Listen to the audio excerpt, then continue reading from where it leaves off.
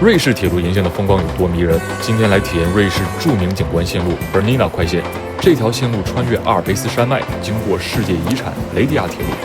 一路上，列车仿佛行驶在一部充满自然光摄影的好莱坞大片中。我坐的不是 Bernina 的景观列车，而是普通的区间火车。我建议你也这么干，不仅价格更便宜，可以开窗，吹着风巨爽，还能在想停留的站下车。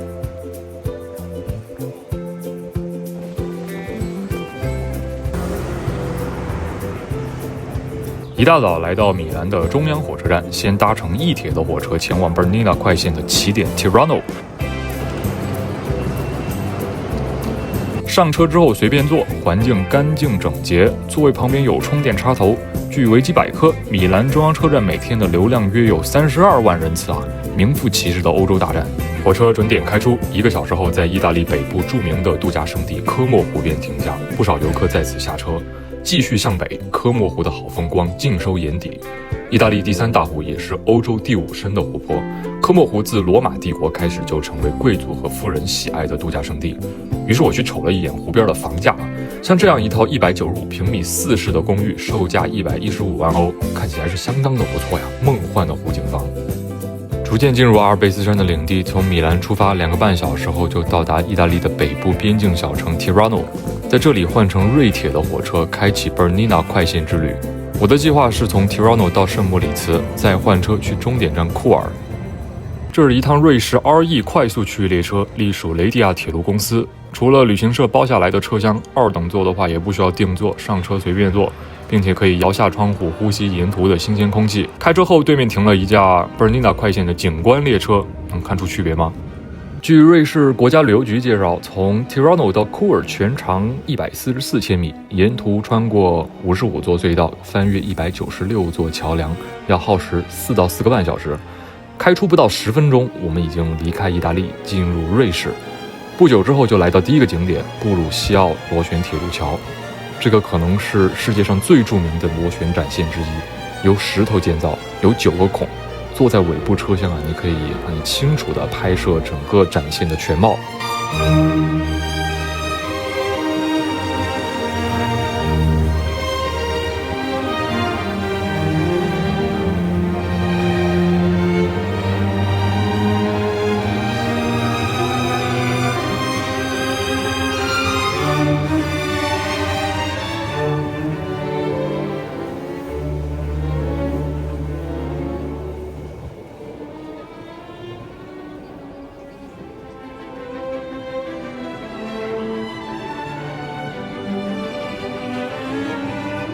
不得不说，瑞士人民确实生活在天堂里啊！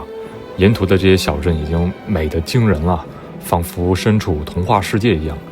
路过波斯基亚沃湖，火车一直贴着湖边行驶，打开窗子吹风，真是令人心旷神怡。如果是在九寨沟的景区里边坐火车，是不是就是这样的感觉呢？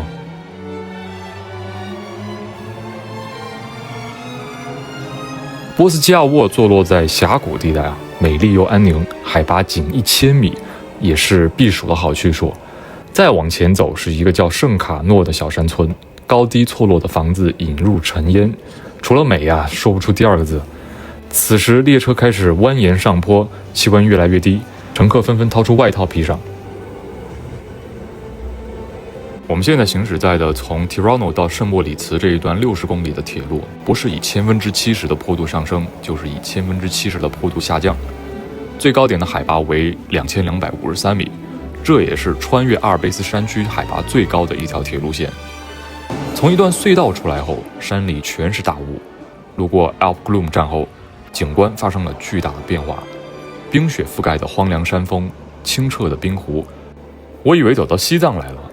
我在想，旁边怎么没人挂经幡堆石头？这个美丽的湖泊名叫白湖，晴天的时候沿湖徒步应该很美。反正海拔比川西、西藏那些地方低多了，也才2000米。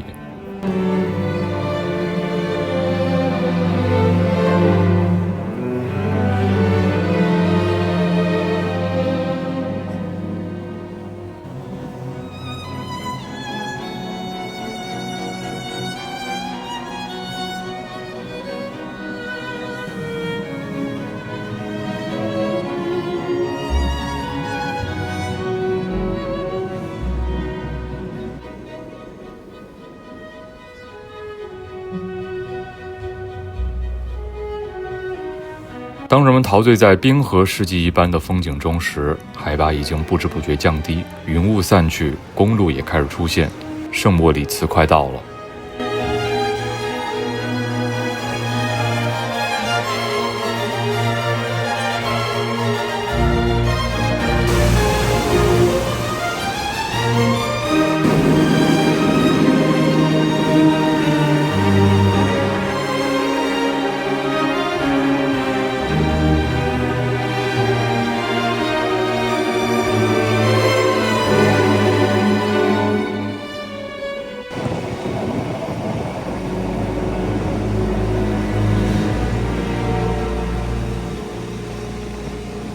圣莫里茨是冬季高山旅游的发源地，曾经2度举办冬奥会。这儿1年300天都是好天气，有着像香槟一样清爽的气候。火车站旁边就是波光粼粼的圣莫里茨湖，在有限停留的时间里，沿着湖徒步，实在是一件太惬意的事情。我觉得如果这儿有火锅、烤鱼、白切鸡的话，那就是世界上最宜居的地方。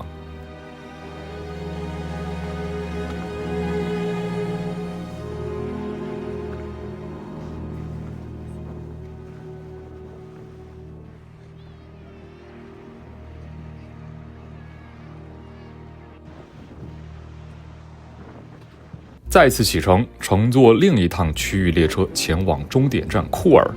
这一段叫做阿尔布拉线的铁路依然隶属于雷迪亚铁路，所经之处都是郁郁葱葱的森林，风光不如伯尔尼纳那段那样丰富多变。其中最有名的景点是弧形的兰德瓦瑟高架桥，在火车上看似乎还感觉不到它有多壮观。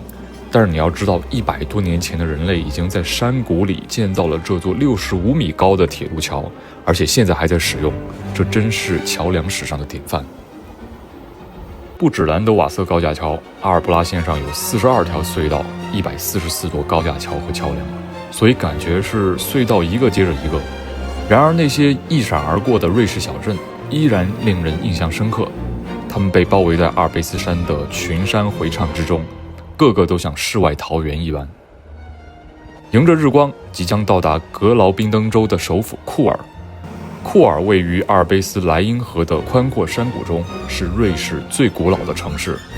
我们的 Bernina 快线之旅也即将结束，坐了1天的火车，倒了3趟车，然而一点都不累，因为对眼睛来说确实是享受。这条世界顶级的火车观光路线确实名不虚传。